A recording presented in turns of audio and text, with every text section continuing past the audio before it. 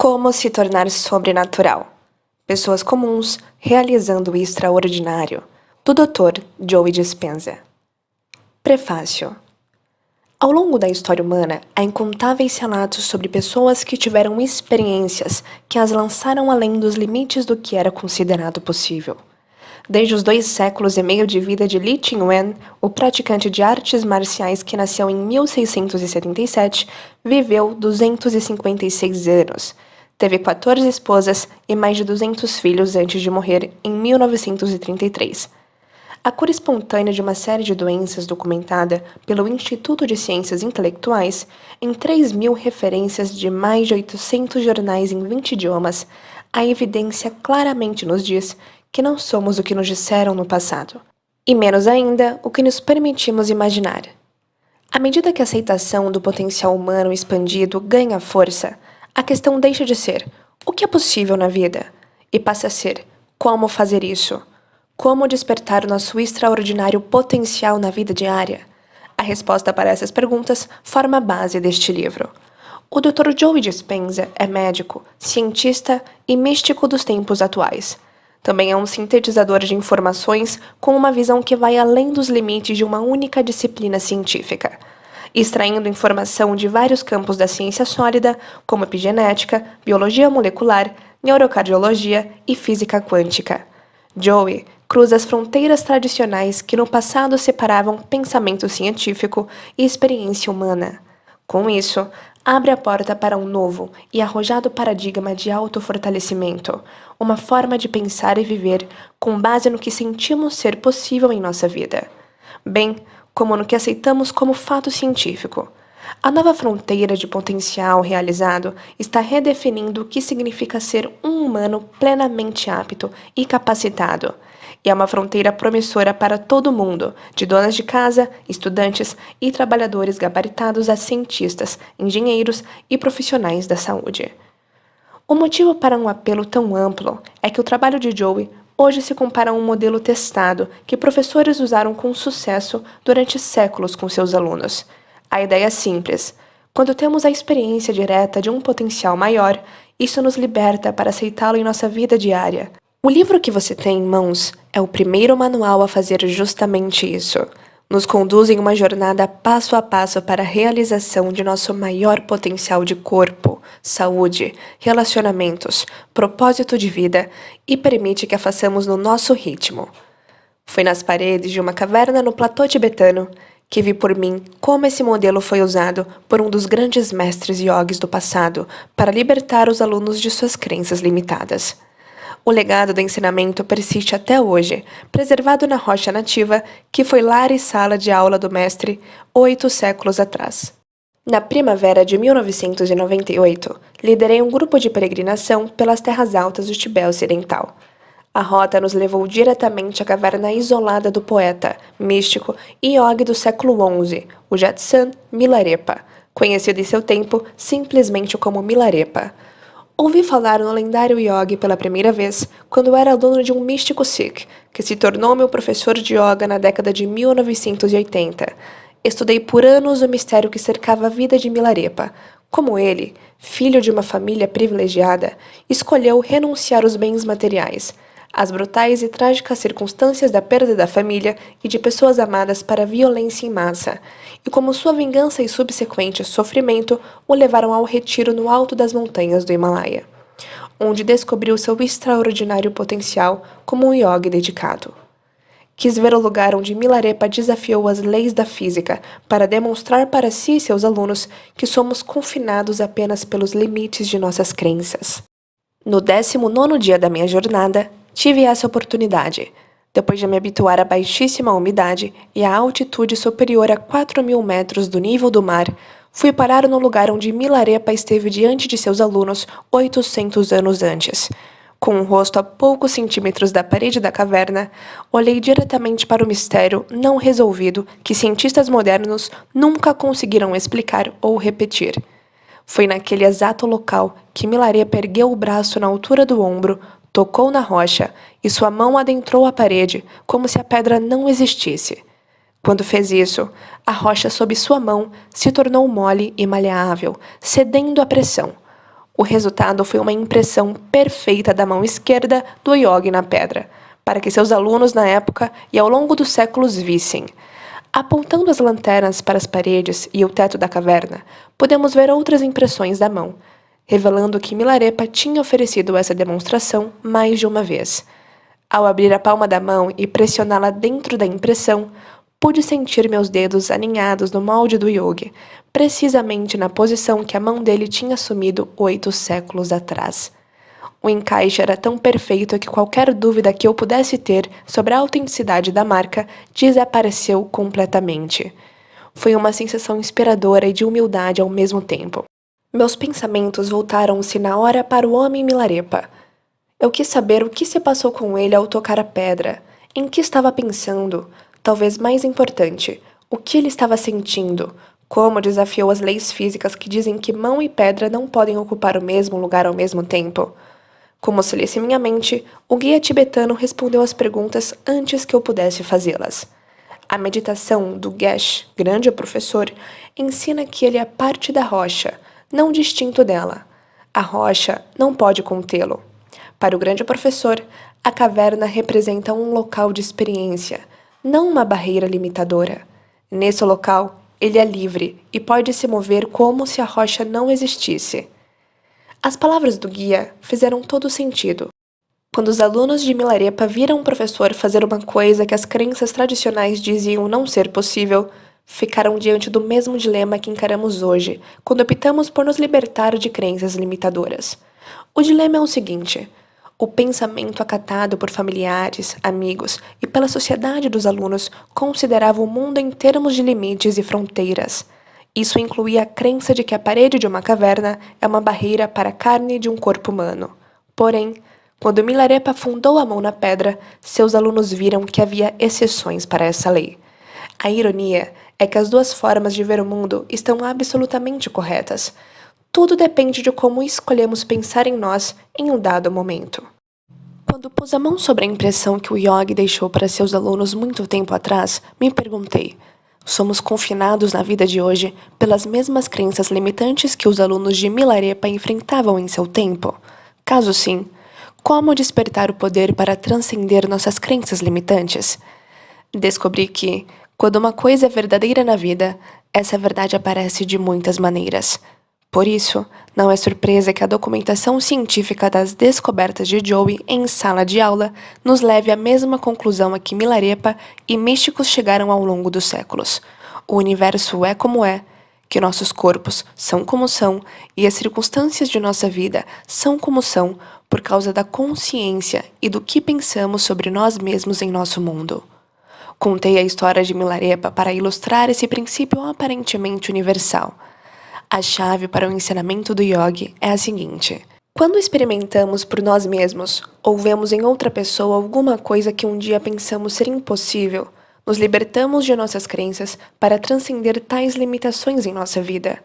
Precisamente por isso, este livro tem o potencial de mudar sua vida, mostrando-lhe como aceitar o futuro com que você sonha como a realidade atual, de modo que seu corpo acredite que está acontecendo agora. Assim, você descobre como colocar em movimento uma cascata de processos emocionais e psicológicos que refletem a nova realidade. Os neurônios no cérebro, os neuritos sensoriais do coração e a química do corpo se harmonizam para refletir o novo pensamento, e as possibilidades quânticas da vida são rearranjadas para substituir as circunstâncias indesejadas do passado pelas novas circunstâncias que você aceitou como presente. Esse é o poder deste livro. Com um estilo simples, direto e fácil de entender, Joe Dispenza combina em um único livro as descobertas que alteraram os paradigmas da ciência quântica e os profundos ensinamentos que praticantes do passado dedicaram a vida toda a dominar, e nos mostra como nos tornarmos sobrenaturais. Gregg Braden. Introdução. Prepare-se para se tornar sobrenatural. Entendo que escrever este livro é um risco para mim e minha reputação. Há certas pessoas no mundo, inclusive algumas na comunidade científica, que podem chamar meu trabalho de pseudociência, especialmente depois do lançamento de Como se tornar sobrenatural. Antes, eu me preocupava com a opinião dos críticos. No começo da carreira, sempre eu escrevia pensando nos céticos, tentando ter certeza de que aprovariam o meu trabalho. Em algum nível, achava que era importante ser aceito por essa comunidade. Mas um dia, diante de uma plateia em Londres, enquanto uma mulher segurava o microfone e contava como tinha superado sua doença, como havia se curado com as práticas sobre as quais escrevia em outros livros, tive uma epifania. Ficou muito claro que os céticos e cientistas rígidos apegados às suas crenças sobre o que era possível não iam gostar de mim nem do meu trabalho por mais que eu me esforçasse. Tão logo fiz essa constatação, soube que estava desperdiçando muita energia vital. Perdi o interesse em convencer aquele grupo particular, em especial aqueles que estudam o normal e o natural, sobre o potencial humano. Eu estava totalmente apaixonado por uma coisa que era tudo menos normal e queria estudar o sobrenatural. Ficou muito claro que eu deveria desistir dos esforços fúteis para convencer aquela comunidade de alguma coisa. Em vez disso, direcionar minha energia para a parte da população que acredita em possibilidades e quer ouvir o que tenho para compartilhar. Que alívio foi abraçar essa ideia e desistir de qualquer tentativa de fazer alguma diferença naquele outro mundo. Enquanto ouvia aquela doce senhora em Londres, que não era monja, freira, acadêmica ou estudiosa, percebi que, ao contar sua história para a plateia, ela ajudava outras pessoas a ver partes de si mesmas. Os que ouviam sua jornada podiam acreditar que seria possível para eles fazer a mesma coisa. Cheguei a um estágio de vida em que não me incomodo com nada do que digam sobre mim. Com certeza tenho defeitos, mas agora sei, mais que nunca, que estou fazendo diferença na vida das pessoas. Digo isso com total humildade. Trabalhei durante muitos anos simplificando informações científicas complexas para que as pessoas as aplicassem na própria vida. Nos últimos 4 anos, meu grupo de pesquisadores, minha equipe e eu percorremos um longo caminho para medir, registrar e analisar cientificamente transformações na biologia das pessoas para provar ao mundo que indivíduos comuns podem fazer o incomum. Neste livro, não se trata só de cura, embora inclua as histórias de pessoas que fizeram mudanças importantes na saúde e reverteram doenças, junto com as ferramentas de que você precisa para fazer o mesmo. Essas conquistas estão se tornando bem comuns em nossa comunidade de estudantes. O material que você está prestes a ler existe fora das convenções e, no geral, não é visto ou entendido pela maioria do mundo. O conteúdo deste livro é baseado em uma evolução de ensinamentos e práticas que culminaram na capacidade de nossos alunos de mergulhar mais fundo no aspecto mais místico desses conhecimentos. E, é claro, espero que faça ponte entre o mundo da ciência e o mundo do misticismo. Escrevi este livro para levar o que sempre pensei ser possível a um novo nível de compreensão. Quero demonstrar ao mundo que podemos criar uma vida melhor para nós e que não somos seres lineares, vivendo vidas lineares, mas seres dimensionais, vivendo vidas dimensionais.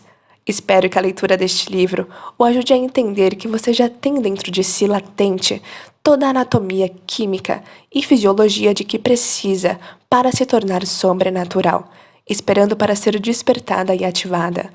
No passado, hesitei em falar sobre esse aspecto da realidade por temer que pudesse dividir o público com base em crenças pessoais. Porém, há muito tempo eu queria escrever este livro.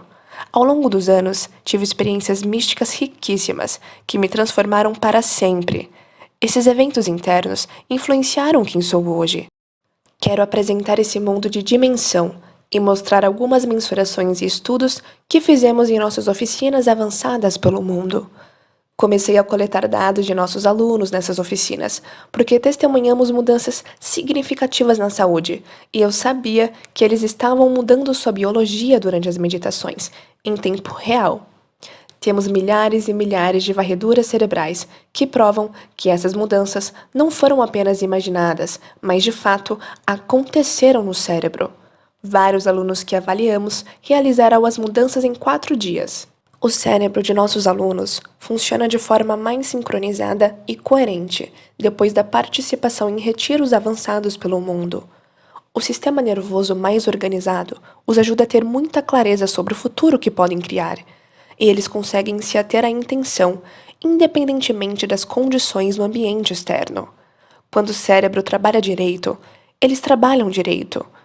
Apresentarei dados científicos que mostram quanto o cérebro dos alunos melhorou em poucos dias, o que significa que você também pode fazer o mesmo por seu cérebro. No fim de 2013, algo misterioso começou a acontecer. Começamos a ver registros de varreduras cerebrais que intrigavam os pesquisadores e neurocientistas, que iam aos nossos eventos estudar o meu trabalho. A elevada quantidade de energia no cérebro que registrávamos enquanto alguns alunos praticavam certas meditações nunca fora registrada até então. No entanto, aquelas leituras incomuns estavam aparecendo muitas e muitas vezes. Quando entrevistávamos os participantes, eles contavam que a experiência subjetiva durante a meditação era muito real e mística, e que mudava profundamente sua visão do mundo ou melhorava sua saúde de forma drástica. Compreendi que naqueles momentos os participantes viviam experiências transcendentais do mundo interno da meditação, que eram mais reais do que qualquer coisa que já houvessem experimentado no mundo exterior. Nós estávamos capturando objetivamente as experiências subjetivas. Isso agora se tornou um novo normal para nós. Na verdade, muitas vezes podemos prever quando as grandes amplitudes de energia vão ocorrer no cérebro, baseados em certos indicadores e sinais que vemos há anos. Nestas páginas, quero desmistificar o que é uma experiência interdimensional, bem como dar informações sobre a ciência, a biologia e a química dos órgãos, sistemas e neurotransmissores que fazem isso acontecer. Espero proporcionar um mapa para você criar essas experiências por si. Também registramos mudanças impressionantes na variabilidade da frequência cardíaca. Sabemos que isso ocorre quando o aluno abre o coração e mantém emoções elevadas, como gratidão, inspiração, alegria, bondade, reconhecimento e compaixão, que fazem o coração bater de modo coerente, isto é, no ritmo, em ordem e equilíbrio. Sabemos que são necessárias uma intenção clara, um cérebro coerente e uma emoção elevada, um coração coerente, para começar a mudar a biologia de viver no passado para viver no futuro. A combinação de mente e corpo, pensamentos e sentimentos também parece influenciar a matéria. É assim que você cria a sua realidade. Criamos uma parceria com o Instituto de Matemática do Coração, um grupo de pesquisadores sagazes que nos ajudou a medir as respostas de milhares de nossos participantes. Queremos que nossos alunos desenvolvam a capacidade de regular o seu estado interno, independentemente das condições do ambiente externo, e que saibam quando estão criando coerência cardíaca e quando não. Em outras palavras, quando medimos as mudanças internas, podemos dizer a uma pessoa que ela criou um padrão mais equilibrado na medição cardíaca, que está fazendo um ótimo trabalho e deve continuar exatamente assim. Ou podemos informar que ela não está fazendo qualquer mudança biológica e então dar as instruções apropriadas e oferecer várias oportunidades de prática para se aprimorar no processo. O feedback é para isso.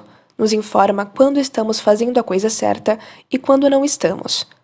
Quando conseguimos mudar um sentimento ou um pensamento dentro de nós, podemos ver mudanças do lado de fora.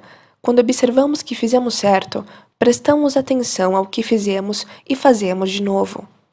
Essa ação cria um hábito construtivo.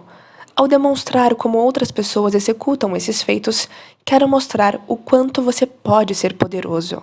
Nossos alunos sabem como influenciar o sistema nervoso autônomo, que mantém a saúde e o equilíbrio, cuidando automaticamente de todas as funções corporais, enquanto temos liberdade de escolha para viver a vida. É esse sistema subconsciente que nos dá saúde e que dá vida ao corpo. Quando sabemos como ter acesso a esse sistema, podemos não só melhorar a saúde, mas também transformar comportamentos, crenças e hábitos autolimitadores indesejados em outros mais produtivos. Vou apresentar alguns dados que coletamos durante anos. Também ensinamos aos nossos alunos que, quando criam coerência cardíaca, o coração cria um campo magnético mensurável que se projeta além do corpo. Esse campo magnético é uma energia, e essa energia é uma frequência, e toda frequência transmite informação. A informação transmitida por essa frequência também pode ser uma intenção ou um pensamento capaz de influenciar o coração de outra pessoa em um local diferente, levando-o à coerência e ao equilíbrio. Vou mostrar provas de que um grupo de pessoas sentadas em uma sala pode influenciar outro grupo sentado a alguma distância na mesma sala, para entrar em coerência cardíaca exatamente ao mesmo tempo. A evidência mostra claramente que somos ligados por um campo invisível de luz e informação que influencia nós e os outros. Sendo assim, imagine o que pode acontecer quando todos nós fazemos isso ao mesmo tempo para mudar o mundo. É exatamente o que pretendemos como uma comunidade de indivíduos apaixonados por fazer a diferença no futuro da Terra, das pessoas e das outras formas de vida que a habitam. Criamos o projeto Coerência, no qual milhares de pessoas se reúnem exatamente na mesma hora, do mesmo dia, para aumentar a frequência do planeta de todos que vivem aqui. Parece impossível? De jeito nenhum. Mais de 23 artigos revistos por pares e mais de 50 projetos de reuniões para a paz mostram que tais eventos podem reduzir incidentes de violência, guerra, crimes e acidentes de trânsito e, ao mesmo tempo, fomentar o crescimento econômico. Meu desejo é mostrar a ciência de como você pode contribuir para mudar o mundo. Também medimos a energia na sala durante nossas oficinas e observamos como ela muda quando se tem uma comunidade de 550 a 1.500 pessoas elevando a energia juntas e criando coerência cardíaca e cerebral. Vimos mudanças significativas repetidas vezes. Embora não seja aprovado pela comunidade científica nos Estados Unidos, o instrumento usado para as medições foi reconhecido em outros países, inclusive na Rússia. Em todos os eventos, somos surpreendidos e nos maravilhamos com a quantidade de energia que certos grupos conseguem demonstrar. Também avaliamos o campo invisível de energia vital do corpo de milhares de alunos para determinar se eles podem elevar o próprio campo de luz. Afinal, tudo em nosso universo material está sempre emitindo luz e informação, inclusive você. Quando vive em modo de sobrevivência, sob o peso dos hormônios do estresse, como a adrenalina, você suga esse campo invisível de energia e o transforma em química. Ao fazer isso, o campo em torno de seu corpo encolhe. Descobrimos um equipamento muito avançado que pode medir a emissão de fótons, que são as partículas de luz, para determinar se uma pessoa está construindo ou reduzindo seu campo de luz. Quanto mais luz é emitida, há mais energia e, portanto, mais vida. Quando uma pessoa tem menos luz e informação ao redor do corpo, ela é mais matéria e, portanto, emite menos energia vital.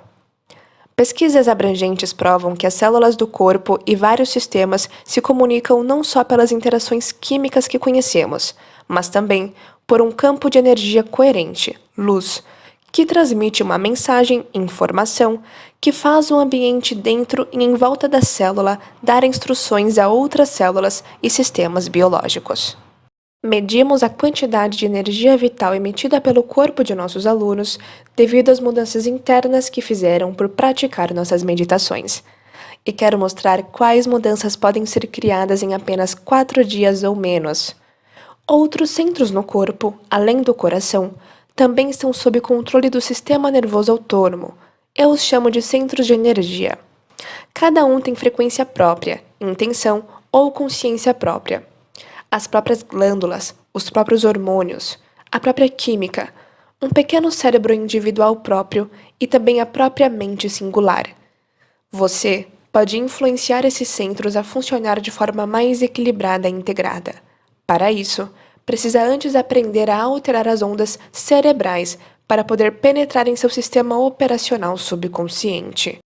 A chave é mudar de ondas cerebrais beta, nas quais o cérebro pensante está constantemente analisando e dedicando muita atenção ao mundo exterior, para ondas cerebrais alfa, que indicam que você está tranquilo e dando mais atenção ao mundo interior. Ao reduzir de maneira consciente a velocidade de suas ondas cerebrais, você pode programar mais prontamente o sistema nervoso autônomo. Alunos que realizaram minhas várias práticas de meditação ao longo dos anos aprenderam a alterar suas ondas cerebrais, bem como aguçar o tipo de foco que deve estar presente por tempo suficiente para produzir efeitos mensuráveis. Descobrimos um instrumento que pode medir essas mudanças, e vou mostrar parte da pesquisa. Também medimos vários marcadores biológicos relacionados à alteração na expressão do gene, processo conhecido como mudança epigenética.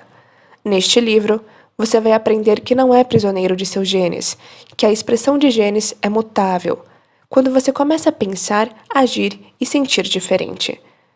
Durante nossos eventos, os alunos abandonam a vida que conhecem por 4 ou 5 dias para passar esse tempo em um ambiente que não os faça lembrar de quem pensam ser. Separam-se das pessoas que conhecem, das coisas que têm, dos comportamentos automáticos que demonstram na vida diária, dos lugares a que vão rotineiramente, e então começam a alterar o estado interno com 4 tipos de meditação: caminhando, sentado, em pé e deitado. Em cada uma delas, aprendem a se tornar outra pessoa. Sabemos que isso é verdade porque nossos estudos mostram mudanças significativas na expressão gênica de nossos alunos, e eles relatam mudanças significativas na saúde. Ao conseguirmos mostrar resultados mensuráveis que provam a uma pessoa que ela realmente alterou neurotransmissores, hormônios, genes, proteínas e enzimas, apenas por meio do pensamento, ela consegue justificar melhor seus esforços e provar para si que está mesmo se transformando. À medida que eu compartilhar essas ideias neste livro, te conduzindo pelo processo e explicando a ciência por trás do trabalho que estamos fazendo e o porquê, você vai receber muita informação detalhada. Mas não se preocupe, vou rever conceitos-chave em diferentes capítulos. Faço isso de propósito, para lembrá-lo do que já aprendeu, de forma que possamos construir um modelo maior de compreensão naquele momento. Às vezes, o material que apresento pode ser difícil. Ensino esse conteúdo à plateia há anos. Sei que pode ser muita coisa. Vou rever e lembrar o que você aprendeu para que não seja necessário voltar às páginas em busca de informação, embora você possa revisar os capítulos anteriores caso sinta necessidade. É claro que toda essa informação vai prepará-lo para a transformação pessoal. Então, quanto mais você entender os conceitos, mais facilmente conseguirá se render às meditações no fim da maioria dos capítulos, usando-as como ferramentas para realizar a sua experiência pessoal. Capítulo 1. Abra a porta para o sobrenatural. Com o fim da primavera e o primeiro vislumbre do verão se aproximando, o que de início parecia uma típica tarde de domingo em junho de 2007, tornou-se tudo, menos típico, para Anna Williams. A porta-balcão da sala de estar para o jardim estava escancarada, e as cortinas brancas dançavam a brisa suave, que trazia para dentro de casa os aromas do jardim. Raios de sol brilhavam em torno de Anna, confortavelmente reclinada. Um coro de pássaros cantava e gorjeava lá fora, e Anna ouvia ao longe a melodia de risadas infantis e o barulho de água da piscina de um vizinho onde elas brincavam. O filho de Anna, de 12 anos, lia um livro deitado no sofá, e ela ouvia a filha de 11 cantando e brincando no quarto no andar de cima. Psicoterapeuta, Anna era gerente e membro do conselho de uma grande instituição psiquiátrica em Amsterdã, cujos lucros anuais somavam mais de 10 milhões de euros.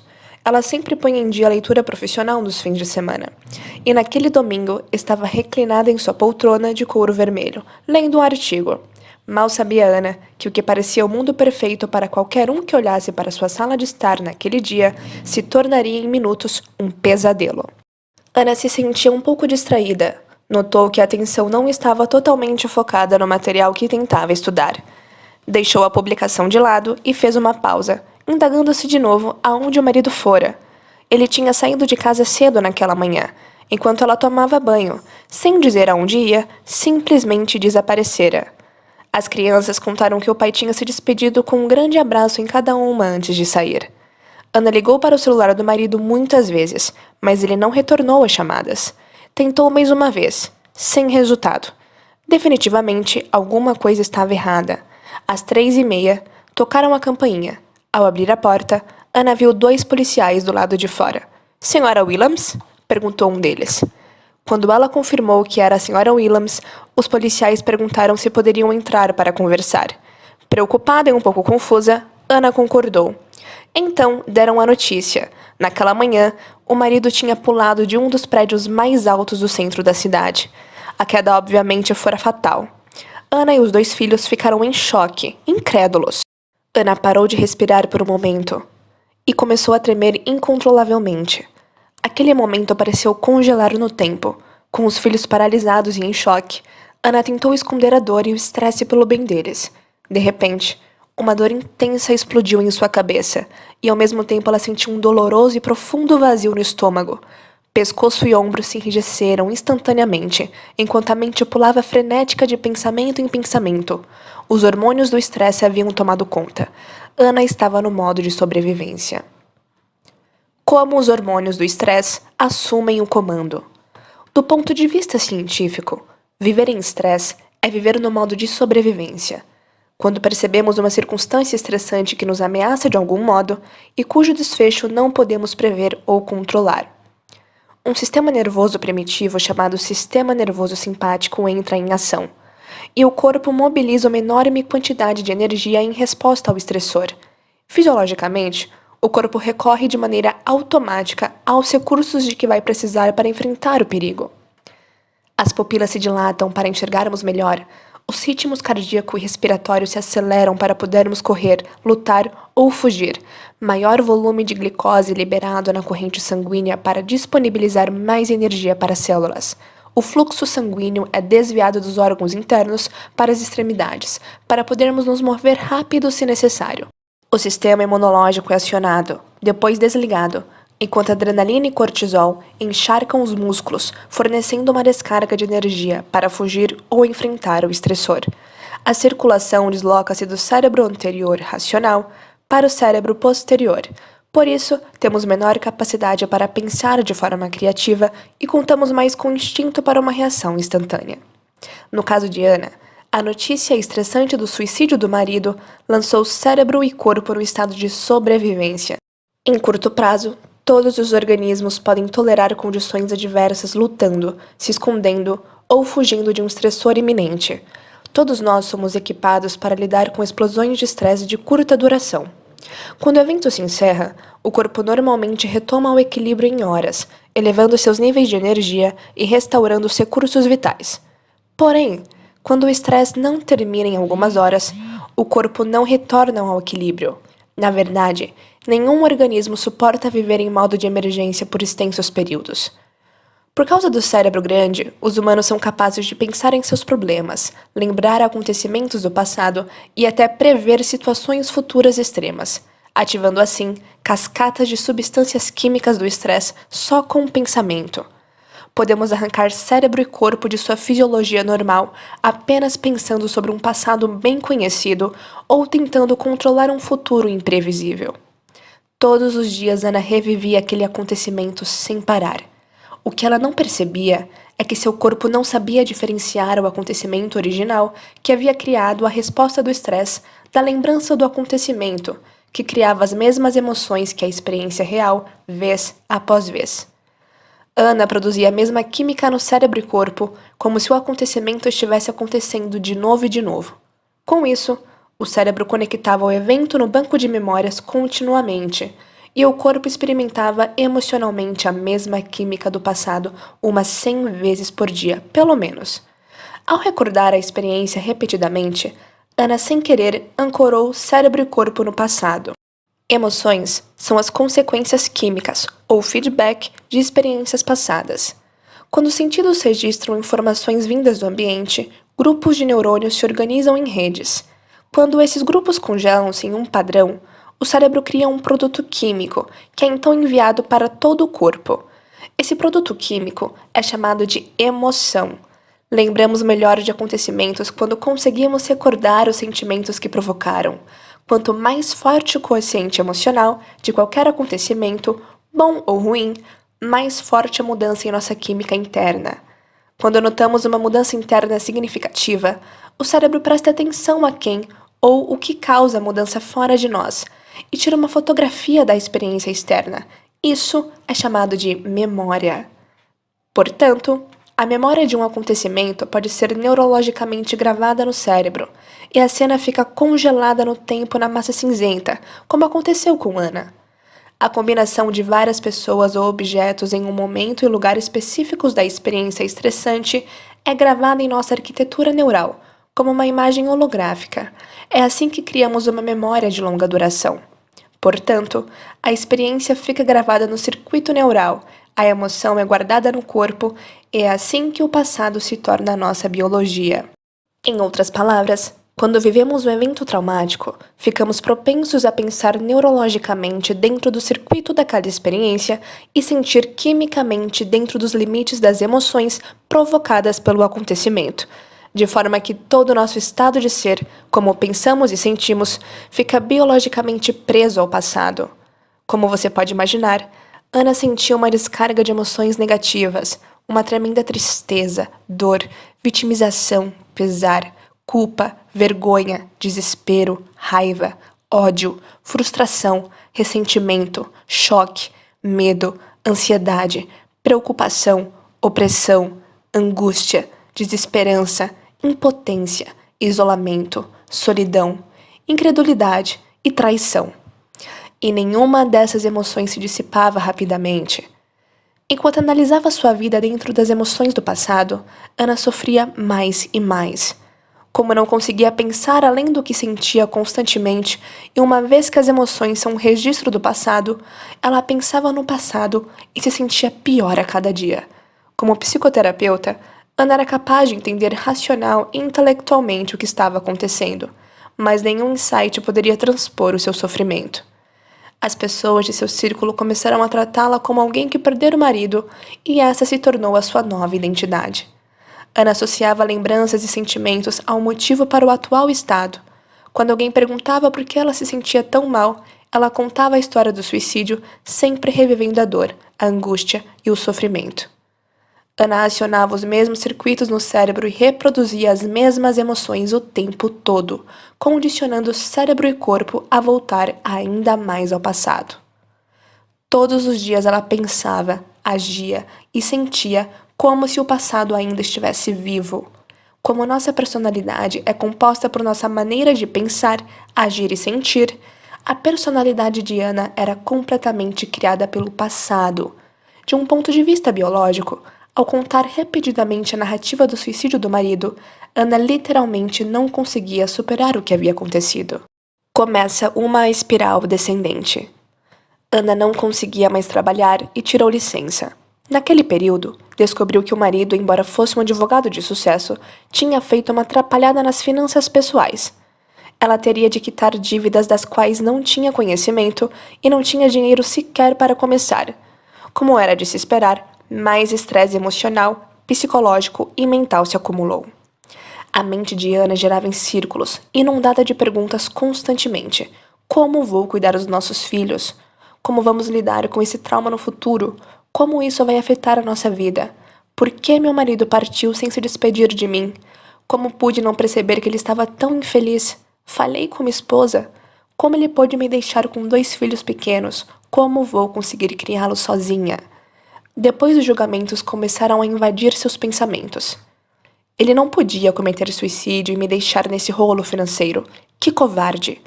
Como se atreveu a deixar os nossos filhos sem pai? Nem mesmo escreveu uma carta para mim e para as crianças. Eu o odeio por não ter deixado nenhum bilhete. Que canalha! Me abandonar e me fazer criar as crianças sozinha. Ele tinha alguma ideia do que isso nos causaria? Todos esses pensamentos tinham uma grande carga emocional, afetando ainda mais o seu corpo. 9 meses mais tarde, em 21 de março de 2008, Ana acordou paralisada, da cintura para baixo. Horas depois, estava deitada em um leito de hospital, com uma cadeira de rodas ao lado da cama e um diagnóstico de neurite, uma inflamação do sistema nervoso periférico.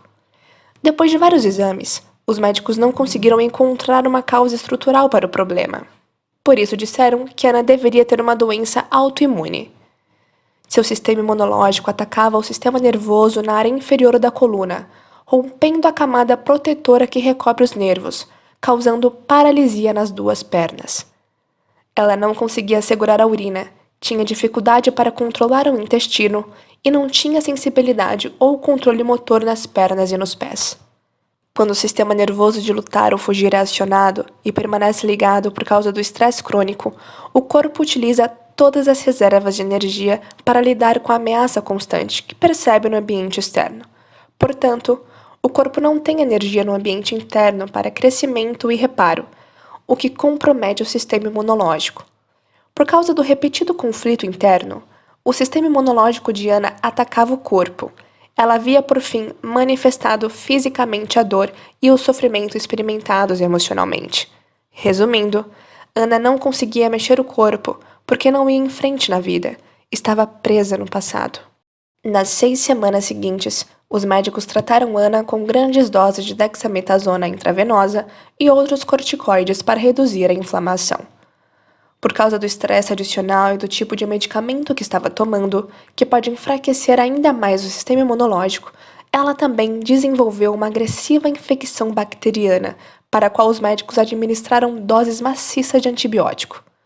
2 meses depois, Ana teve alta do hospital e precisou usar andador e muletas para se locomover. Ainda não tinha sensibilidade na perna esquerda e tinha muita dificuldade para ficar em pé.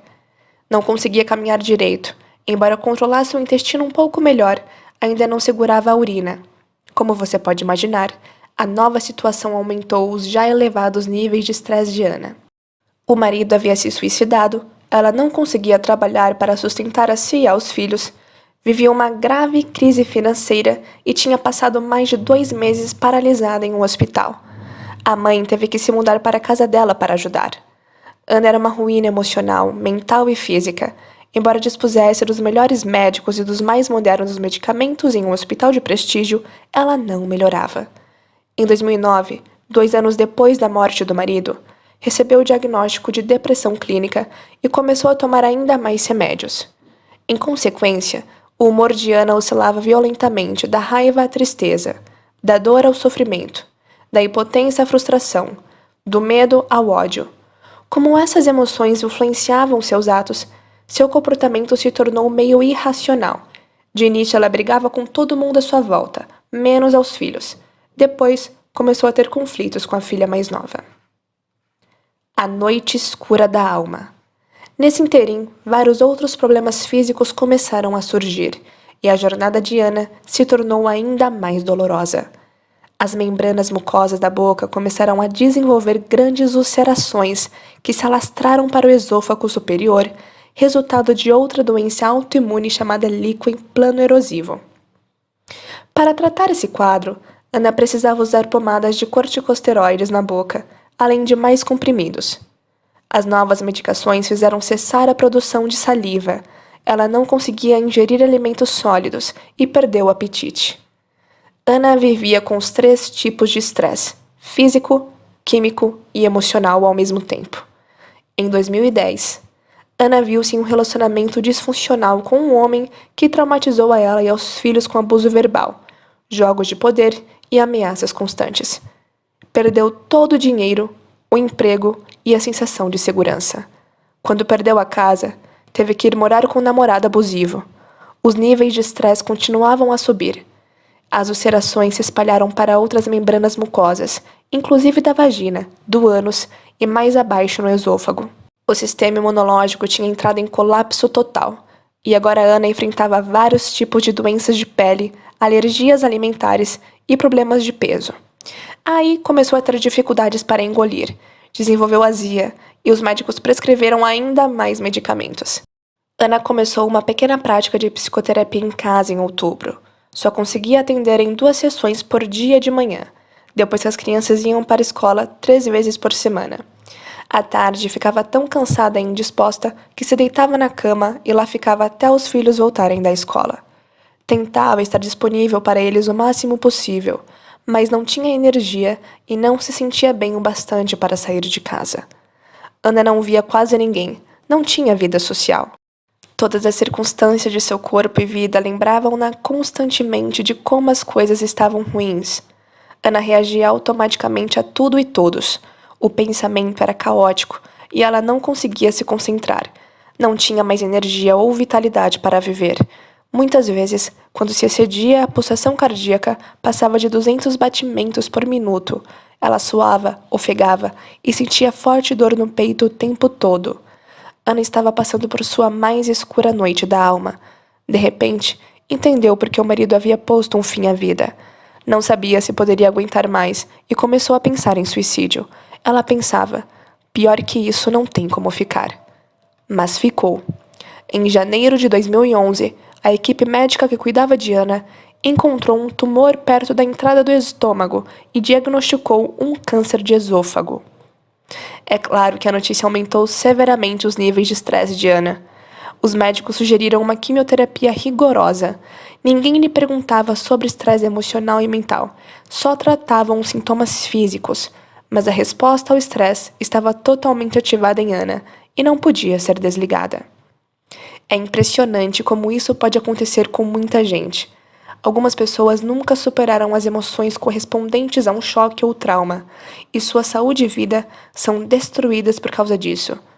Se vício é algo que não se consegue parar, então objetivamente parece que as pessoas como Ana ficam viciadas nas emoções de estresse que as deixam doentes.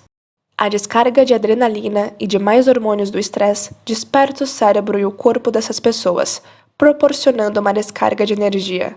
Com o tempo, elas se tornam dependentes dessa química, então usam as pessoas e condições de sua vida para reafirmar o vício da emoção, só para continuar sentindo aquele estado intensificado. Ana usava suas condições estressantes para recriar aquela descarga de energia e, sem perceber, tornou-se emocionalmente dependente de uma vida que odiava. A ciência nos diz que estresse crônico, de longo prazo, pressiona os botões genéticos que criam doença. Então, se Ana acionava sua resposta ao estresse, pensando nos problemas e no passado, seus pensamentos a estavam deixando doente. Como os hormônios do estresse são muito poderosos, ela estava viciada nos próprios pensamentos que a faziam se sentir tão mal. Ana concordou com a quimioterapia, mas depois da primeira sessão, sofreu um colapso emocional e mental. Certa tarde, depois que os filhos tinham ido para a escola, Ana caiu no chão chorando. Finalmente, tinha chegado ao fundo do poço. Ela pensou que, se continuasse daquele jeito, não sobreviveria por muito tempo e deixaria os filhos órfãos. Começou a rezar pedindo ajuda. No fundo do coração, Ana sabia que algo precisava mudar. Em completa sinceridade e entrega, pediu orientação, apoio e uma saída, prometendo que, se suas preces fossem atendidas, seria grata por todos os dias do resto de sua vida e ajudaria outras pessoas a fazerem a mesma coisa. A virada de Ana. A opção de mudar tornou-se a cruzada de Ana. Primeiro, decidiu suspender todos os tratamentos e toda a medicação para as várias doenças físicas, embora continuasse tomando os antidepressivos. Não contou aos médicos e às enfermeiras que não voltaria para o tratamento. Simplesmente não apareceu mais. Ninguém jamais telefonou para saber o porquê. Só o médico da família entrou em contato com Ana para manifestar preocupação. Naquele dia frio de inverno em fevereiro de 2011, quando ficou no chão chorando e pedindo ajuda, Ana fez uma escolha com a firme intenção de mudar a si mesma e a própria vida. E a amplitude dessa decisão transmitia um nível de energia que fez o corpo responder à mente. Foi a decisão de mudar que lhe deu forças para alugar uma casa onde morar com os filhos e sair do relacionamento negativo em que estava. Foi como se aquele momento a redefinisse.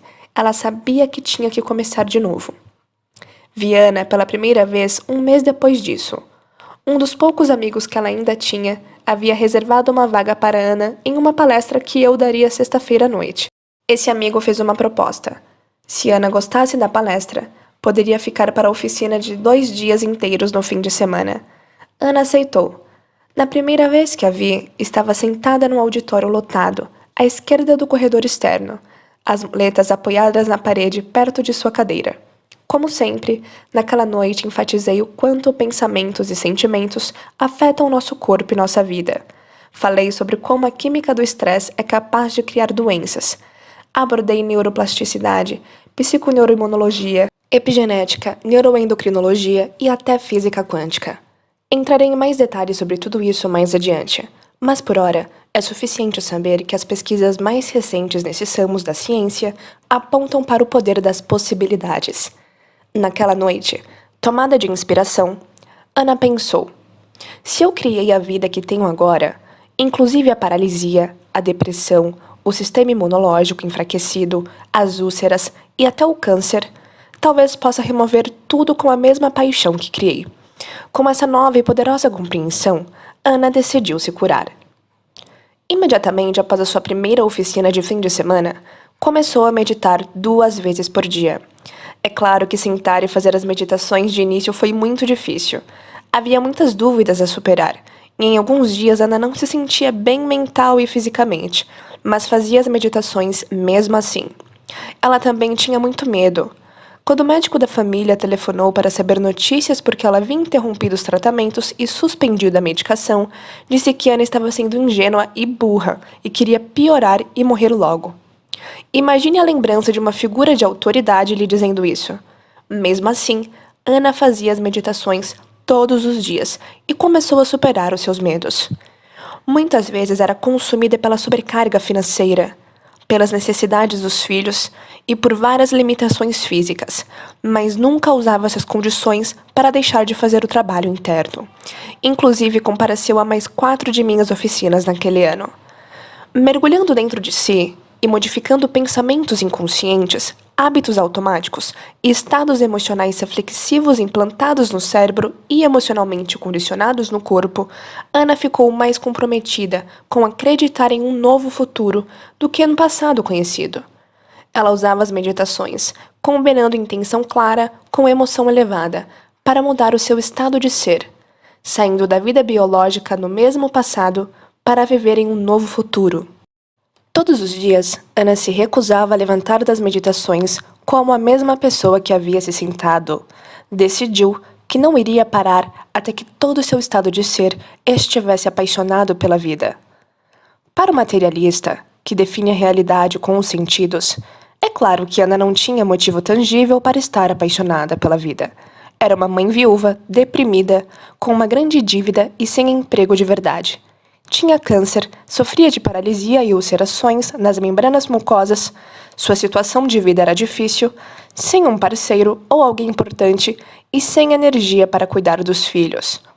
Entretanto, nas meditações, Ana aprendeu que podia ensinar emocionalmente ao corpo como seria o futuro à frente da experiência real. Seu corpo, como mente inconsciente, não conhecia a diferença entre o evento real e aquele que imaginava e aceitava emocionalmente. Graças à sua compreensão de epigenética, Ana sabia que as emoções elevadas de amor, alegria, gratidão, inspiração, compaixão e liberdade poderiam sinalizar novos genes para produzirem proteínas saudáveis que afetariam a estrutura e o funcionamento de seu corpo. Tinha total entendimento de que, se as substâncias químicas do estresse que corriam por seu corpo acionavam genes doentes, adotar emoções elevadas a pleno, com uma paixão maior do que as emoções estressantes, ela poderia acionar novos genes e mudar sua saúde. Por um ano, a saúde de Ana não mudou muito, mas ela continuou fazendo suas meditações. Na verdade, fazia todas as meditações que eu planejava para os alunos. Ana sabia que tinha levado muitos anos para construir o atual quadro de saúde. Por isso, levaria algum tempo para recriar algo. Assim, continuou trabalhando, se esforçando para permanecer tão consciente de seus pensamentos, comportamentos e emoções inconscientes que não deixasse nada que não quisesse experimentar passar por sua consciência. Depois do primeiro ano, Ana notou que começava lentamente a se sentir melhor, mental e emocionalmente. Estava quebrando o hábito de ser ela mesma. Ao frequentar minhas oficinas, Ana ficou sabendo que tinha que levar seu sistema nervoso autônomo de volta ao equilíbrio, porque este controla todas as funções automáticas que acontecem além da percepção consciente do cérebro, como a digestão, absorção, níveis de açúcar no sangue, temperatura do corpo, secreções hormonais, frequência cardíaca e assim por diante. A única forma de entrar no sistema operacional e interferir no sistema nervoso autônomo é mudar o estado interno em caráter rotineiro. Assim, Ana começava cada meditação com a bênção dos centros de energia. Essas áreas específicas do corpo estão sob o controle do sistema nervoso autônomo. Como mencionei na introdução, cada centro tem a própria energia ou frequência, que emite informação específica ou tem a própria consciência. as próprias glândulas, os próprios hormônios, a própria química, um mini cérebro próprio e, portanto, a própria mente. Cada centro é influenciado pelo subconsciente, situado sob o cérebro consciente pensante. Ana aprendeu a alterar as ondas cerebrais para poder entrar no sistema operacional do sistema nervoso autônomo, localizado no mesencéfalo, e reprogramar cada centro para funcionar de modo mais harmonioso. Todos os dias, com foco e paixão, ela repousava sua atenção em cada área do corpo, bem como no espaço em torno de cada centro, abençoando para maior saúde e pelo bem maior. Lenta, mas com firmeza, ela começou a influenciar a saúde, reprogramando seu sistema nervoso autônomo para recuperar o equilíbrio. Ana também aprendeu uma técnica de respiração específica que ensina em nosso trabalho para liberar toda a energia emocional acumulada no corpo, quando nos mantemos pensando e sentindo do mesmo jeito.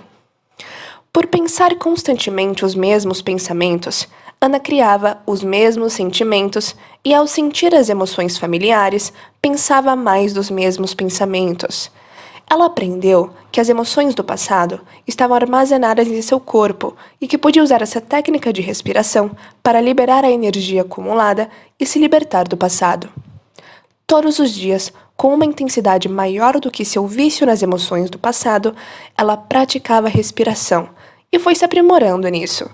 Depois de aprender a mover a energia acumulada no corpo, Ana aprendeu a recondicionar o corpo a uma nova mente, assumindo as emoções em seu coração relacionadas ao futuro antes de tal futuro se apresentar. Como Ana também estudou o modelo de epigenética que ensina em nossas oficinas e palestras, aprendeu que genes não criam doenças. É o ambiente que sinaliza os genes para criarem doenças. Ana entendeu que, se suas emoções eram as consequências químicas de experiências no ambiente e se ela vivia todos os dias de acordo com as mesmas emoções do passado, estava selecionando e instruindo os mesmos genes que poderiam estar criando seu quadro de saúde ruim. Se pudesse incorporar as emoções de seu futuro, adotando-as antes de a experiência realmente acontecer, Ana poderia mudar a sua expressão genética e modificar o corpo para ficar biologicamente alinhado com o seu futuro. Ana fez uma meditação adicional, que envolvia repousar a atenção no centro do peito, ativando o sistema nervoso autônomo, com estados elevados para criar e manter por períodos prolongados um tipo muito eficiente de batimento, que chamamos de frequência cardíaca coerente. Vou explicar em detalhes mais adiante. Ela aprendeu que, quando sentia ressentimento, impaciência, frustração, raiva e ódio, esses estados induziam a resposta de estresse e faziam o coração bater de modo incoerente e desorganizado. Ana aprendeu em minhas oficinas que, quando conseguisse manter o novo estado em seu coração, poderia sentir as novas emoções de modo mais pleno e profundo, da mesma forma que tinha se acostumado a sentir aquelas emoções negativas.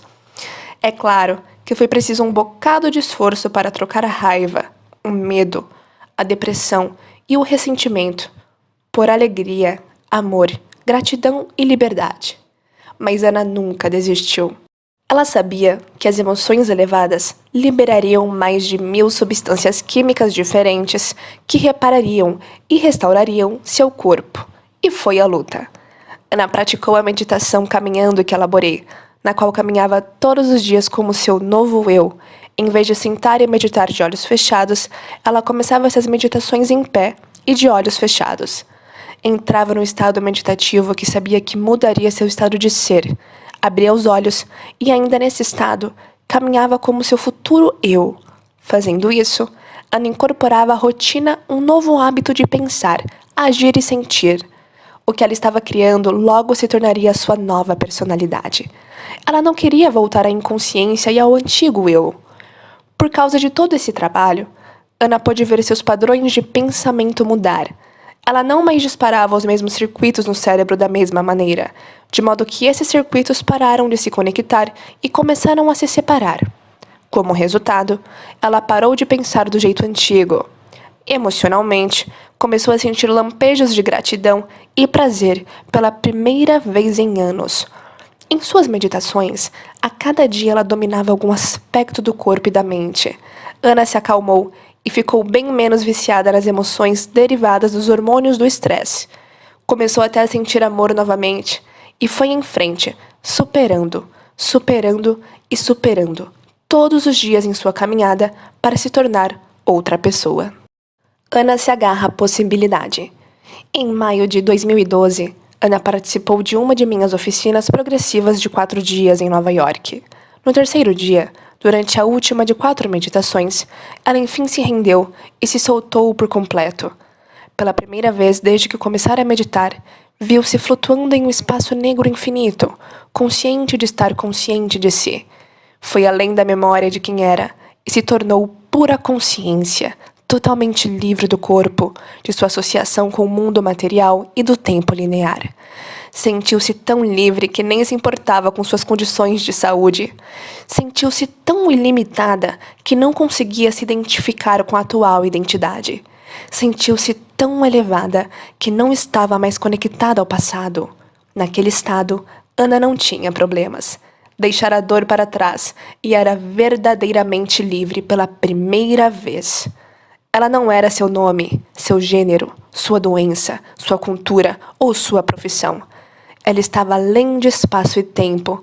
Tinha se conectado com um campo de informação chamado campo quântico, onde todas as possibilidades existem.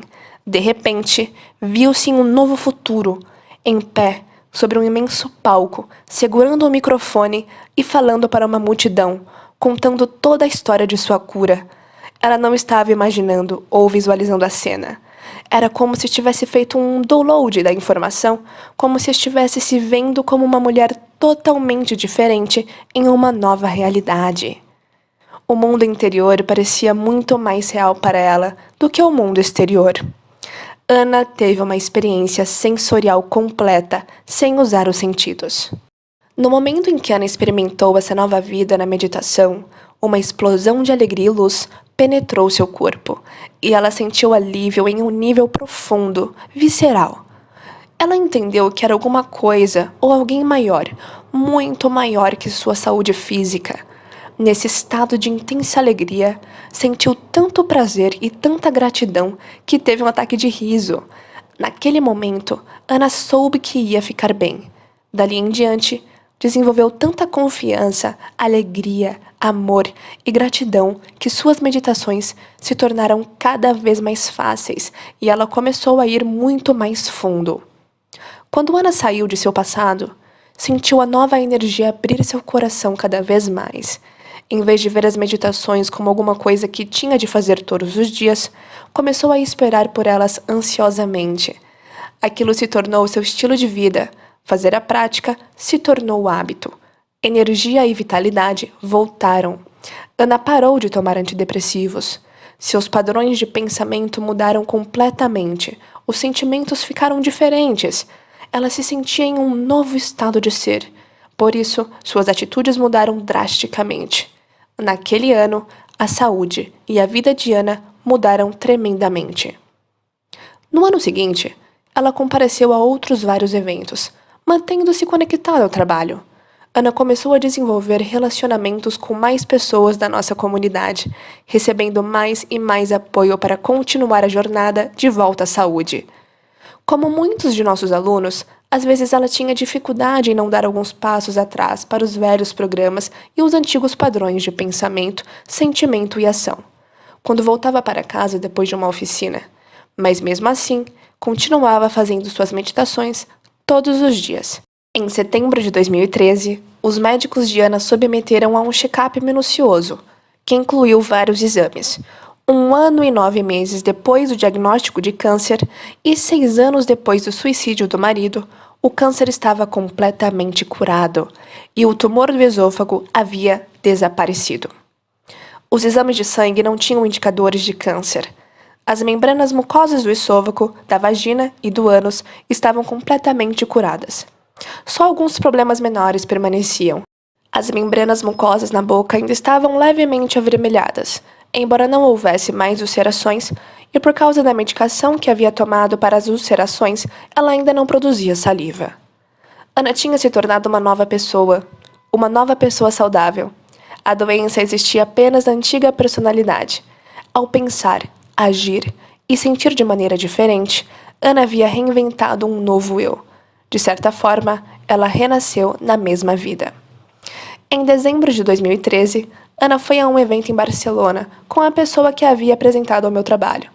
Depois de me ouvir contar aos participantes a história de uma cura notável de outro aluno de nossa comunidade, Ana decidiu que era a hora de me contar a sua história. Ela escreveu e entregou a carta à minha assistente pessoal. Como muitas cartas que recebo dos alunos, a primeira linha era: "Você não vai acreditar nisso." Depois de ler o que ela escrevera, no dia seguinte convidei Ana a subir ao palco e contar a sua história para a plateia. E lá estava ela, 1 ano e meio depois da visão que tivera durante sua meditação em Nova York, e eu não sabia, em pé no palco, falando para a plateia sobre sua jornada de cura. Após o evento em Barcelona, Ana se sentiu inspirada para trabalhar ainda mais em sua boca. Cerca de 6 meses depois, palestrei em Londres, e Ana compareceu. Falei detalhadamente sobre epigenética. De repente, uma luz se acendeu para Ana. Curei-me de todas aquelas doenças, inclusive do câncer, pensou ela. Deveria conseguir sinalizar genes para minha boca produzir mais saliva. Alguns meses mais tarde, durante outra oficina em 2014, Ana de repente sentiu a saliva gotejar em sua boca. Desde então, as membranas mucosas e a produção de saliva voltaram ao normal. As ulcerações nunca mais apareceram. Hoje, Ana é uma pessoa saudável, cheia de vida, feliz, estável, com uma mente muito aguçada e clara. Espiritualmente, cresceu tanto que se aprofunda muito em suas meditações e teve várias experiências místicas. Vive uma vida cheia de criação, amor e alegria. Tornou-se uma das minhas treinadoras corporativas, ensinando essas técnicas regularmente em empresas e organizações. Em 2016, fundou uma instituição psiquiátrica bem-sucedida, que emprega mais de 20 terapeutas e médicos. É financeiramente independente e ganha dinheiro suficiente para levar uma vida agradável. Viaja pelo mundo, visita belos lugares e conhece gente inspiradora. Tem um companheiro muito amoroso e alegre, novos amigos e novos relacionamentos que fazem muito bem a ela e aos filhos. Quando alguém pergunta a Ana sobre os seus problemas de saúde no passado, ela diz que aqueles desafios foram a melhor coisa que lhe aconteceu. Pense nisso. E se a pior coisa que já lhe aconteceu for, na verdade, a melhor coisa? Ana sempre me diz que ama a sua vida atual, e eu sempre respondo: é claro que ama. Você criou sua vida dia a dia, não se levantando das meditações até estar apaixonada por essa vida. Você tem mais é que amar sua vida agora. Foi ao longo de sua transformação que Ana se tornou sobrenatural. Superou sua identidade, que era ligada ao passado, e criou literalmente um futuro saudável, e sua biologia respondeu a uma nova mentalidade. Ana é agora o exemplo vivo da verdade das possibilidades. E se Ana se curou, você também pode. O aspecto místico. Curar todos os tipos de doenças físicas pode ser um benefício impressionante desse trabalho, mas não é o único. Este livro também aborda o aspecto místico e quer abrir a sua mente para um domínio da realidade que será tão transformador quanto a cura, mas que funciona em um nível diferente, mais profundo. Tornar-se sobrenatural também pode implicar uma consciência maior de si e de quem você é neste mundo e em outros mundos também. Vou compartilhar algumas histórias de minha vida para ilustrar exatamente o que quero dizer e mostrar o que é possível para você também. Em uma noite chuvosa de inverno no noroeste do Pacífico, estava sentado no sofá, depois de um dia muito longo, ouvindo os galhos das árvores altas filtrando as rajadas de vento através das copas. Meus filhos estavam na cama dormindo profundamente, e finalmente eu tinha um momento para mim. Me acomodei e comecei a revisar todas as coisas que teria que fazer no dia seguinte. Quando terminei a lista mental, estava cansado demais para pensar. Então, fiquei ali sentado por alguns momentos, com a mente vazia, enquanto eu observava as sombras das chamas na lareira tremulando e dançando nas paredes. Comecei a entrar em transe. Meu corpo estava cansado, mas a mente estava nítida. Eu não estava mais pensando ou analisando. Estava apenas fitando o espaço. Estava no momento presente. Meu corpo foi relaxando mais e mais, e devagar e conscientemente, deixei-o adormecer, ao mesmo tempo mantendo a mente consciente desperta. Não permitia que a atenção convergisse para nenhum objeto na sala. Em vez disso, mantinha o foco aberto. Esse era um jogo que fazia comigo muitas vezes.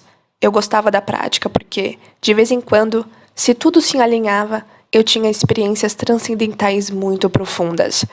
Era como se uma espécie de porta se abrisse em algum lugar entre a vigília, o sono e o sonho normal, e eu penetrasse em um momento místico, muito lúcido.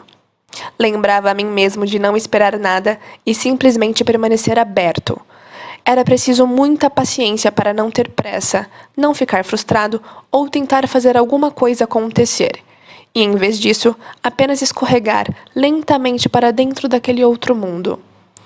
Naquele dia, eu havia terminado um artigo sobre a glândula pineal, depois de vários meses pesquisando todos os derivados mágicos de melatonina que esse pequeno centro alquímico guarda na manga. Estava mais que feliz por ligar o mundo científico e o mundo espiritual.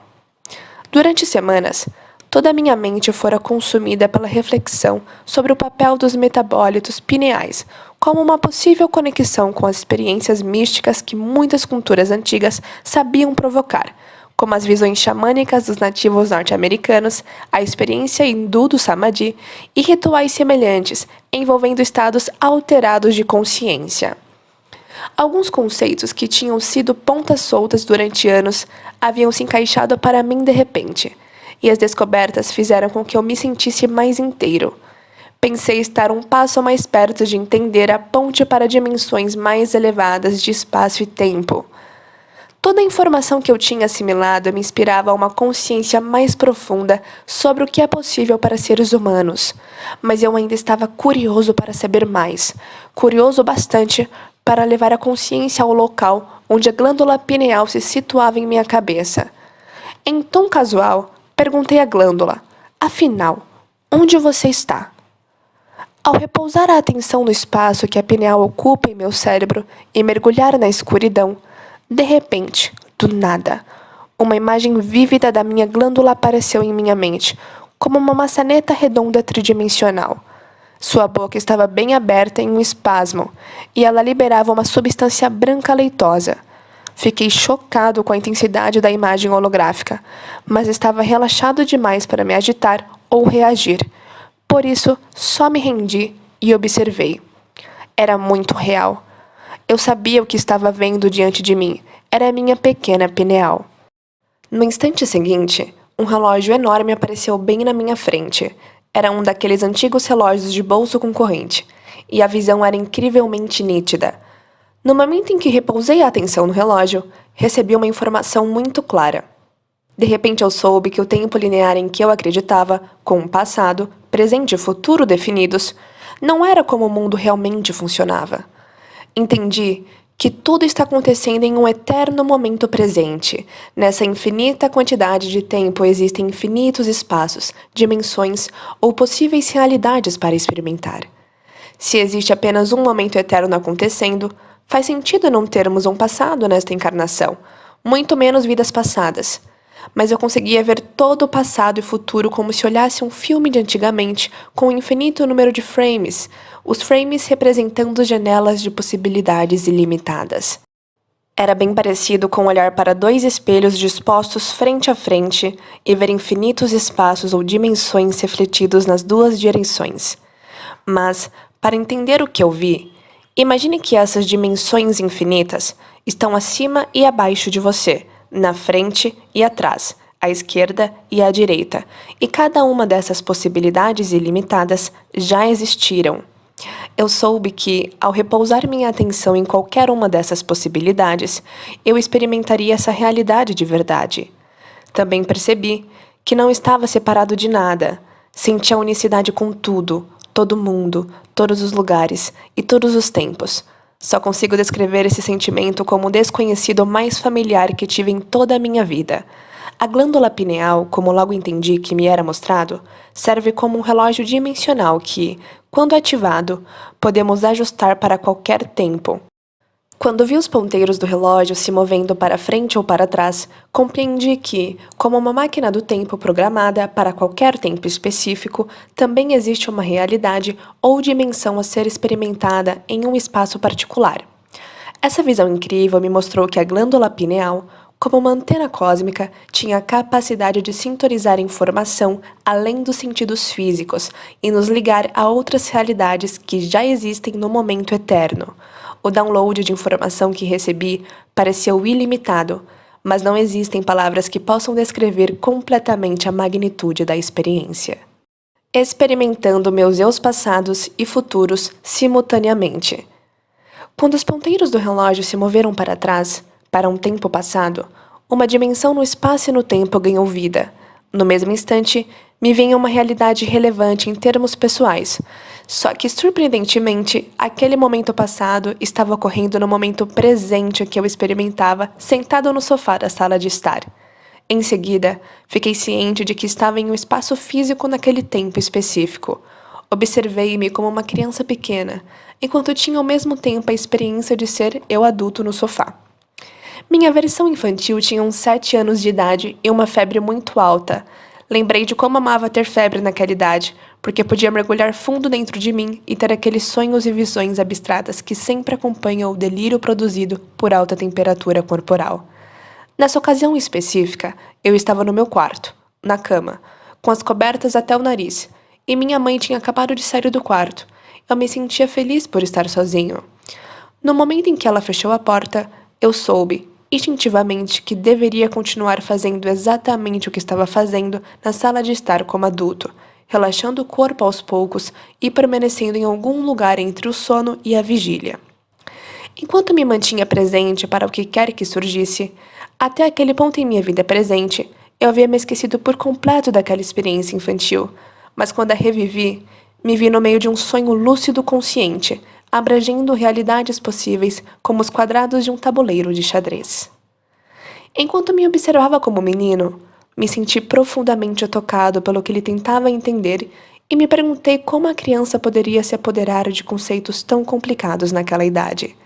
Naquele momento, enquanto o observava, me apaixonei pelo menino, e no segundo em que aceitei essa emoção, senti uma conexão simultânea com aquele ponto no tempo e o que eu vivia como meu tempo presente em Washington.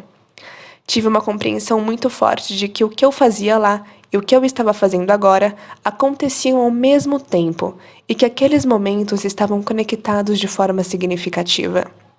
Naquela fração de segundo, o amor que senti pelo menino como meu eu presente trouxe-o para o futuro que eu vivia agora.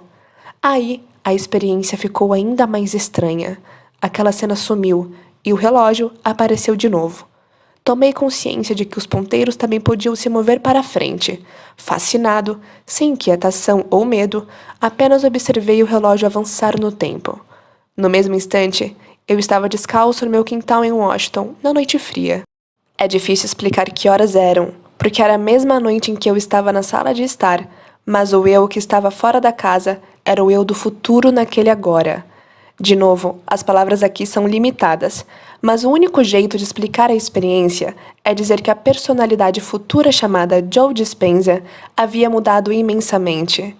Eu estava muito mais evoluído e me sentia incrível, eufórico na verdade. Eu estava muito consciente, melhor dizendo, como aquela pessoa eu estou muito consciente. Por consciente, quero dizer superconsciente, como se todos os meus sentidos estivessem 100% aumentados. Tudo que eu via, tocava, sentia, cheirava, saboreava e ouvia estava amplificado. Meus sentidos estavam tão aguçados que eu tinha plena consciência e prestava atenção em tudo à minha volta, querendo experimentar o momento na íntegra. Por causa desse aumento tão drástico em minha percepção, minha consciência e, portanto, minha energia também aumentaram. Sentir-me tão repleto daquela energia intensa me deixou mais consciente de tudo o que eu sentia simultaneamente. Só posso descrever esse sentimento como energia constante, inabalável, altamente organizada. Não era como as emoções químicas que costumamos sentir como seres humanos. De fato, naquele momento eu soube que nem poderia sentir emoções humanas normais. Eu evoluíra para além delas.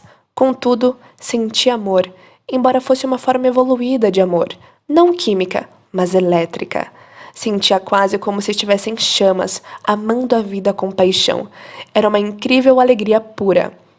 Eu também estava andando pelo quintal no meio do inverno, sem sapatos e sem casaco. Mas estava tão consciente da sensação de frio que ela era, na verdade, muito agradável. Eu não tinha uma opinião sobre o quanto o chão estava gelado. Apenas adorava sentir meus pés tocando a grama congelada e me sentia muito conectado à sensação e à grama. Entendi que, se me dedicasse aos pensamentos e julgamentos típicos que normalmente teria sobre o frio, isso criaria uma noção de polaridade, dividindo a energia que eu experimentava. Se eu julgasse, perderia a sensação de totalidade. A incrível sensação de energia que eu experimentava dentro do corpo era muito maior que as condições no ambiente em volta, o frio. Em razão disso, acolhi o frio sem esforço e com entusiasmo. Era vida, só isso. De fato, era tão agradável que eu não queria que o momento acabasse. Queria que durasse para sempre. Caminhei como essa versão melhorada de mim, com força e conhecimento. Senti-me muito fortalecido, calmo e também transbordante de alegria pela existência e de amor pela vida. Atravessei o jardim para caminhar sobre imensas colunas de basalto dispostas nas laterais, empilhadas como grandes degraus, criando níveis para sentar à beira da churrasqueira. Adorei a experiência de caminhar descalço sobre as pedras enormes. Homenageei sinceramente sua magnificência. Continuei andando e me aproximei da fonte que havia construído. Sorri ao lembrar de meu irmão e eu criando aquela maravilha. De repente, vi uma mulher pequenina em vestes brancas cintilantes. Não tinha mais que 60 centímetros de altura. Estava em pé, atrás da fonte com outra mulher de tamanho normal, vestida da mesma maneira, também radiante e cheia de luz. A outra mulher estava mais ao fundo, observando. Parecia a protetora da mulher pequenina. Quando olhei para a mulher minúscula, ela se virou para mim e fitou dentro dos meus olhos. Senti uma energia de amor ainda mais forte, como se a mulherzinha a enviasse para mim. Mesmo como aquela versão evoluída de mim, percebi que nunca tinha sentido nada como aquilo antes. Os sentimentos de totalidade e amor aumentaram exponencialmente, e pensei, uau, existe mais amor do que o amor que eu estava sentindo momentos atrás. Não tinha absolutamente nada a ver com amor romântico, era mais uma energia empolgante, eletrizante que despertava dentro de mim. Entendi que ela estava indicando que, de fato, havia ainda mais amor dentro de mim a ser experimentado.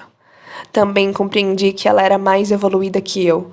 Aquela eletricidade que senti transmitiu uma mensagem para eu olhar na direção da janela da cozinha e lembrei instantaneamente por que eu estava ali. Olhei para a cozinha, onde meu eu presente, algumas horas antes de eu ter ido relaxar no sofá, estivera ocupado lavando a louça. Do quintal sorri. Estava muito apaixonado por ele. Vi sua sinceridade, seu empenho, sua paixão, seu amor, sua mente sempre ocupada, tentando dar significado a conceitos, e, entre outras coisas, vi parte de seu futuro. Como um ótimo pai, me orgulhava dele e sentia apenas admiração por quem ele era naquele momento. Sentindo aquela intensa energia crescer dentro de mim enquanto o observava, eu o ouvi parar de lavar a louça de repente e olhar pela janela. Ainda como meu eu futuro, consegui recordar o momento como o meu eu presente e lembrei que havia mesmo parado e olhado para fora naquele instante, pois tivera um sentimento espontâneo de amor em meu peito e havia sentido que era observado ou que havia alguém lá fora. Lembrei também que, enquanto lavava um copo, inclinei-me para a frente para reduzir o reflexo da luz da cozinha na janela e espiei a escuridão por alguns minutos antes de voltar a lavar o que estava na pia. Meu eu futuro fazia com meu eu presente o que aquela bela mulher luminosa fizera comigo momentos antes, então entendi por que ela estava ali. A exemplo de quando olhei para a criança na cena anterior, o amor que meu futuro eu sentiu por meu eu presente de alguma forma me conectou ao meu eu futuro. Meu futuro eu estava ali para chamar meu eu presente para aquele futuro. E entendi que era o amor que possibilitava a ligação. Minha versão evoluída tinha esse conhecimento. O paradoxo é que tudo era eu vivendo ao mesmo tempo. Existe um número infinito de eus, não só os eus do passado, do presente e do futuro. Existem muitos outros eus possíveis no domínio do infinito, e não existe apenas um infinito possível, mas múltiplos infinitos. E tudo isso acontece no eterno agora.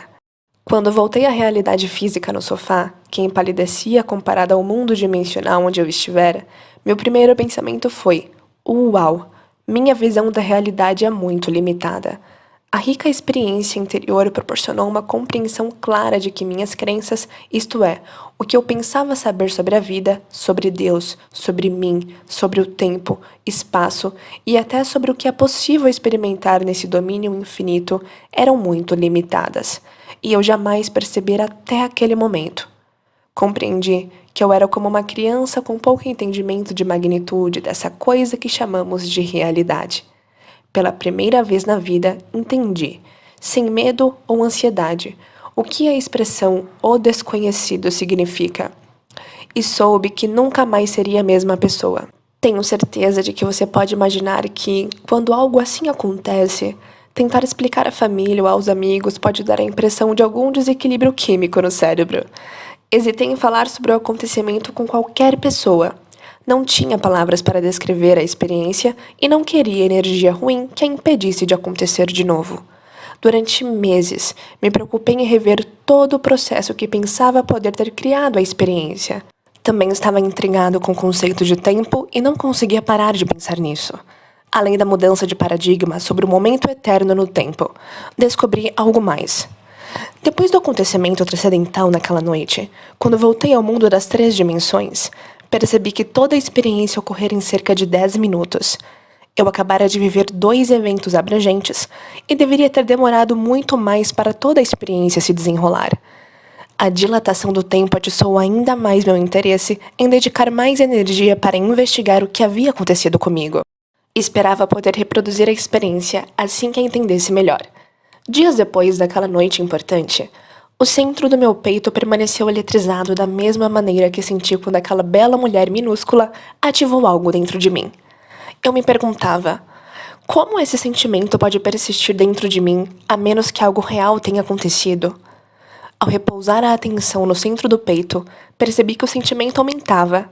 Não me interessei muito por nenhuma interação social nesse período, o que era compreensível, porque as pessoas e condições externas me distraíam daquele sentimento em meu mundo interior, e o sentimento especial diminuía. Com o tempo, a sensação enfim desapareceu por completo, mas nunca parei de pensar na ideia de que há sempre mais amor para sentir e de que a energia que absorvi naquele domínio ainda vivia dentro de mim. Queria ativá-la novamente, mas não sabia como. Por muito tempo, embora tentasse reproduzir a experiência, nada aconteceu. Agora percebo que a expectativa do mesmo desfecho, combinada à frustração de tentar forçá-lo a acontecer, é a pior combinação para criar uma experiência mística, ou qualquer coisa na verdade. Me perdi em uma autoanálise tentando entender como aquilo havia acontecido e como eu poderia fazer acontecer de novo. Decidi acrescentar algumas novas abordagens.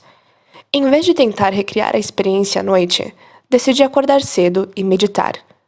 Como os níveis de melatonina são mais altos entre 1 e 4 da manhã, e os metabólitos químicos místicos de melatonina são substratos responsáveis por criar um evento lúcido, decidi que praticaria meu trabalho interior às 4 da manhã, todos os dias. Antes de contar o que aconteceu, quero lhe pedir que tenha em mente que esse foi um período incomumente difícil da minha vida. Eu estava decidindo se valia a pena continuar lecionando. Tinha vivido um tremendo caos depois de aparecer no documentário Quem Somos Nós, de 2004. Estava pensando em me afastar do mundo público e desaparecer em uma vida mais simples. Era muito mais fácil sair de cena. Viver uma encarnação passada no momento presente. Certa manhã, mais ou menos 1h30 depois de começar a meditação sentado, me reclinei.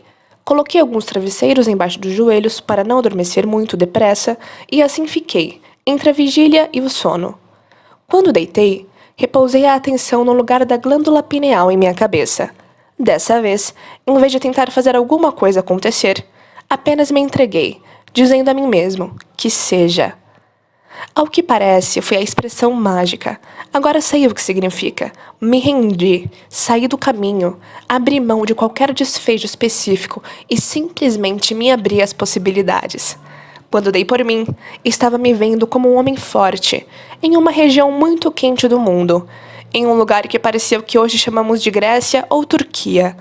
O terreno era rochoso, seco e construções de pedras como aquelas do período greco-romano. Eram intercaladas com várias tendas pequenas de tecido colorido. Eu vestia uma túnica de juta que me cobria dos ombros até o meio das coxas e tinha como cinto um cordão grosso amarrado à cintura. Usava sandálias de tiras até as panturrilhas. Tinha uma cabeleira crespa e um corpo forte. Os ombros eram largos e os braços e as pernas eram musculosos. Eu era filósofo estudioso de longa data de algum movimento carismático. Eu era ao mesmo tempo o eu naquela experiência e o eu presente me observando naquele tempo e espaço específico. Minha consciência estava muito mais aguçada que o normal. Eu estava super consciente. Todos os sentidos estavam aumentados e fiquei muito ciente de tudo. Senti o cheiro familiar do meu corpo e o sabor salgado da transpiração no rosto. Adorei o gosto. Me senti enraizado na fisicalidade e força de meu corpo. Fiquei ciente de uma dor aguda no ombro direito, mas ela não consumiu minha atenção. Vi o esplendor do céu azul e a magnificência das árvores verdejantes e das montanhas, como se vivessem em Technicolor. Ouvi gaivotas ao longe e soube que estava perto de um grande corpo de água. Eu estava em algum tipo de peregrinação e missão. Viajava pelo território ensinando a filosofia que havia estudado e pela qual tinha vivido toda a vida. Era tutelado por um grande mestre que eu amava profundamente, devido ao cuidado, paciência e sabedoria que me proporcionara por tantos anos. Agora era minha vez de ser iniciado e levar a mensagem para mudar mentes e corações daquela cultura. Compreendi que a mensagem que eu espalhava contrariava as crenças daquele tempo e que o governo e as ordens religiosas se aporiam a mim. A principal mensagem da filosofia que eu estudava libertaria as pessoas de qualquer tipo de obrigação a algo ou alguém, além de si mesmas. Também inspiraria os indivíduos a demonstrar um código de princípios que lhes garantiria uma vida mais rica e significativa. Eu era apaixonado por aquele idealismo e trabalhava diariamente para viver de acordo com a doutrina.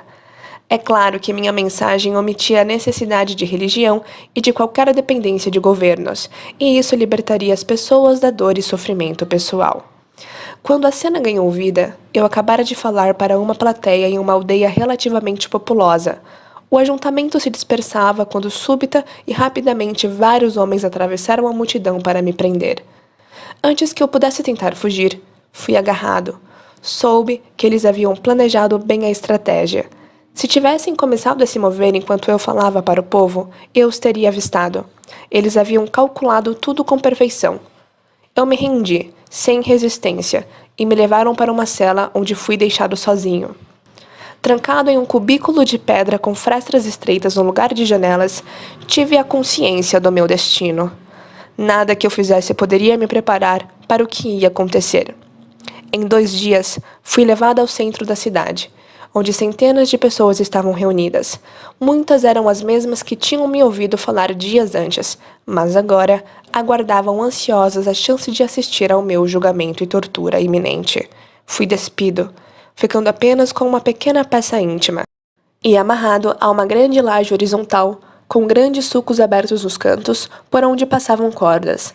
As cordas tinham algemas de metal nas extremidades, e fui preso a elas pelos tornozelos e pulsos. Então teve início. Um homem à minha esquerda começou a girar uma manivela que movia a pedra lentamente da posição horizontal para a vertical.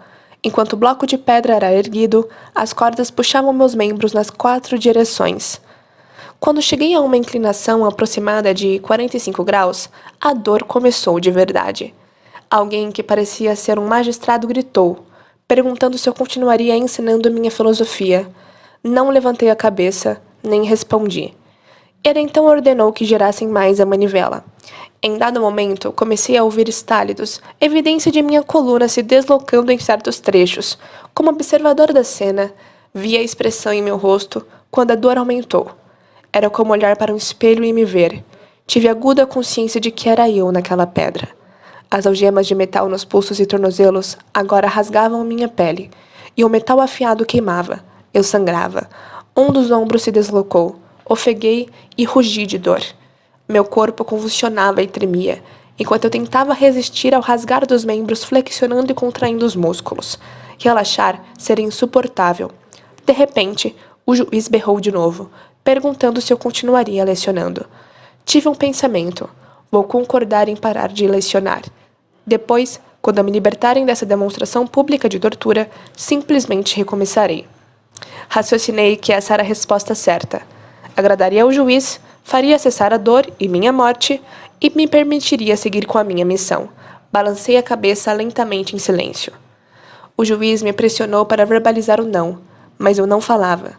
Ele fez um gesto rápido para o torturador à minha esquerda girar a manivela. Olhei para o homem que acionava as engrenagens com a clara intenção de me machucar. Vi seu rosto e, quando nos encaramos, eu como observador reconheci instantaneamente aquela pessoa como alguém que fazia parte da minha vida atual, como Joe Dispenza. A mesma pessoa em um corpo diferente. Enquanto eu assistia a cena, caiu a ficha. Soube que aquele torturador ainda atormenta as pessoas, inclusive eu, em minha atual encarnação, e compreendi seu papel em minha vida. Foi um estranho sentimento familiar de conhecimento, e tudo fez perfeito sentido. Quando a laje começou a subir mais depressa, a parte inferior das minhas costas se rompeu, e meu corpo foi perdendo o controle. Nesse momento, tive um colapso, chorei de dor, e também senti uma tristeza profunda consumir meu ser. Quando o peso da pedra foi liberado, ela caiu rapidamente de volta à posição horizontal. Fiquei lá tremendo, incontrolavelmente em silêncio. Depois, fui arrastado de volta para a cela na prisão, onde fiquei encolhido em um canto. Durante 3 dias, não consegui fazer parar os vislumbres da minha tortura. Fui tão humilhado que nunca mais consegui falar em público. A simples ideia de voltar à minha missão criava uma resposta tão visceral em meu corpo que parei até de pensar nela. Uma noite me soltaram e, sem ser notado, cabisbaixo de vergonha, desapareci.